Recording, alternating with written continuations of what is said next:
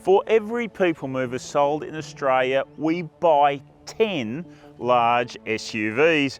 But do the new Hyundai Staria and Kia Carnival prove we're doing it all wrong? Let's go and find out.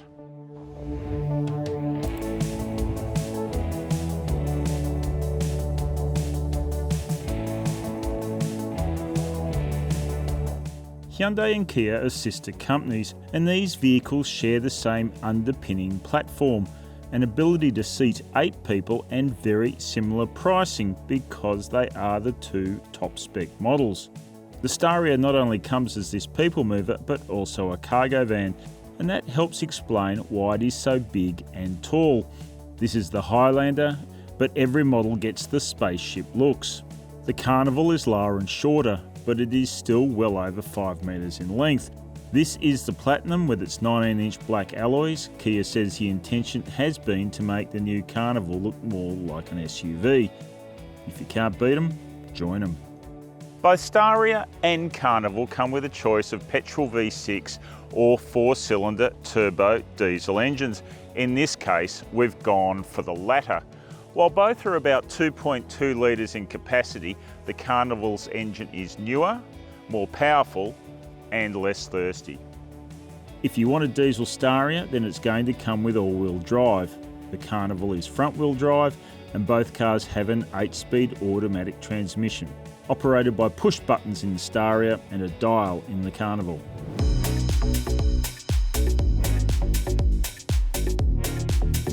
The Staria's van relationship becomes obvious the moment you step up into it. It has a higher and more commanding seating position than many SUVs, let alone people movers. Getting yourself comfortable in the Staria isn't a challenge. The steering wheel is manually reach and rake adjustable and the seat 12-way power adjustable. You're never going to run out of storage options in the Staria. There are no less than 4 bins in each of the front doors, 3 glove boxes across the dashboard and this giant storage bin. The Staria comes with this 10.25-inch touchscreen that really protrudes out from the dashboard. And then there's this 10.25-inch instrument display that's a long way ahead of the driver. It's also tunable because it's digital, so you can get things like this funky cubed speedo and tacho display. The Staria comes with wide Apple CarPlay and Android Auto connection and wireless smartphone charging, and there is an inbuilt sat-nav display. The instrument panel's positioning reduces the need for a head-up display.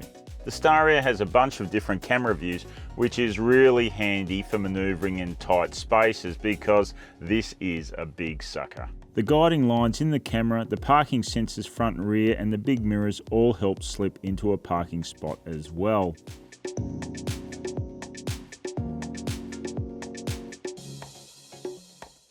Get in the Carnival and it instantly feels more car-like than the Staria. You sit in it, not on it. Reach and rake steering wheel adjustment and 12-way driver's seat power adjustment help you get comfy. There are also 2 memory functions, which is handy if you're sharing the driving duties with someone else.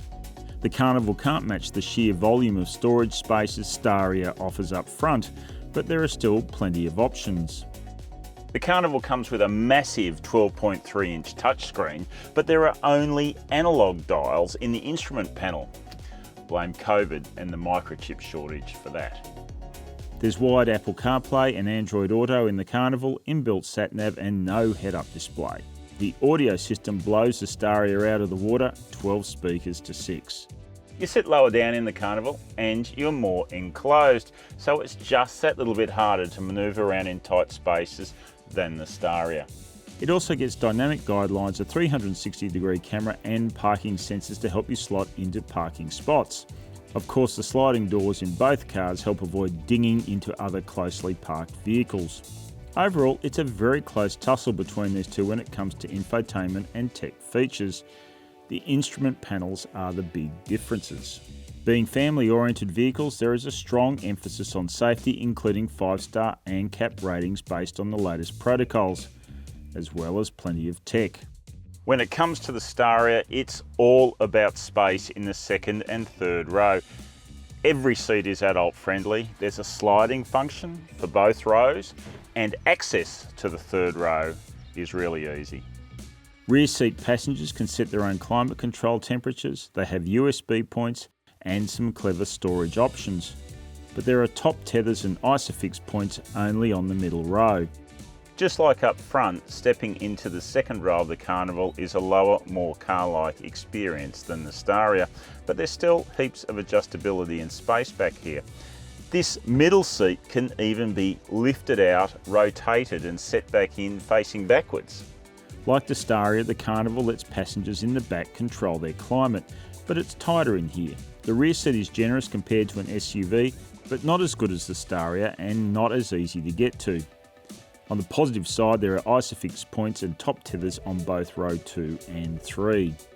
Open their power tailgates and you'll find one of the great advantages of large-sized people movers. Even with all 3 seat rows in place, you still get masses of storage space. Fold row 3 down and the Kia submerging seats give it the flat floor advantage. It also individually folds seats in row 2, which gives it an added versatility edge. If there's one area where people movers get dissed, it's in the driving. But these are the latest generation, so they're going to be better, right? Well, one way to find out.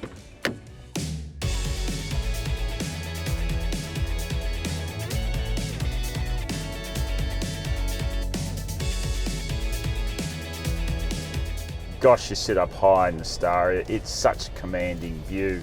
You've got this panoramic windscreen in front of you, huge side glass to look out of as well. The only downside is this chunky sloping A-pillar that can obscure your view in some corners. The Staria is the heavier of these 2 vehicles and its engine has the lower performance, so no surprise it feels a tad lethargic unless you really put the boot in. We found that also has an impact on fuel economy, not in a good way.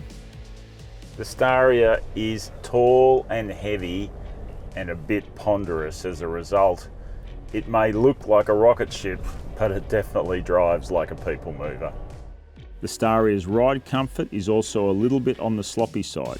Hyundai didn't do any local tuning of the suspension and that may contribute to the issue. But the Staria is a commendably quiet and peaceful place to ride in. Sure, there's a bit of diesel clatter and vibration, but the engine only really gets intrusive if you're hammering it. Got to admit though, that does happen a bit. We've already mentioned the Staria has panoramic viewing for the driver, but it's also great for passengers. It's so open, it's almost like a goldfish bowl.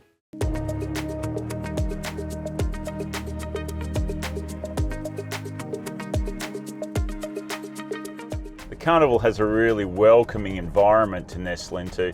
The downside is you don't get the same commanding views as the Staria. The Carnival's drivetrain really does feel stronger in every way. Less curb weight helps with that urge. It also helps keep the fuel consumption lower. Wow, the difference in the drive experience between the Carnival and the Staria is significant. The Carnival is the better drive. It's much more accurate in responding to inputs. It doesn't get roly-poly in corners. Sure, you still are aware of its size, but it is enjoyable to drive. It's been the subject of local suspension tuning, and it shows. That tuning also helps the ride, which is more settled than the Staria, even though both of them employ the same fundamental chassis. On the whole, the Carnival proved, like the Staria, to be pretty quiet to ride in. But our test vehicle had an unnerving creak from the B-pillar on the driver's side. That sort of stuff just doesn't give you confidence about the vehicle's longevity. The Carnival can't compare to the Staria when it comes to a panoramic view out, but it's still decent enough. The Carnival is definitely the thriftier of these two.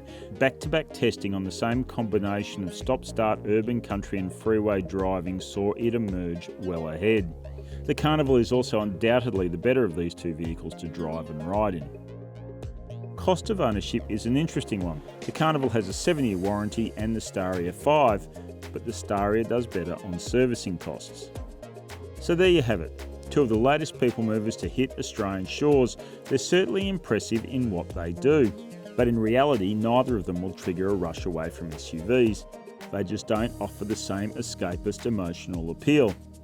Nevertheless, if you're in the business of moving the maximum amount of people with the minimum amount of fuss, opt for the Staria. And if you're a private buyer looking for a family-friendly car that's well equipped, good to drive, and not an SUV, choose the Carnival. It's a terrific vehicle.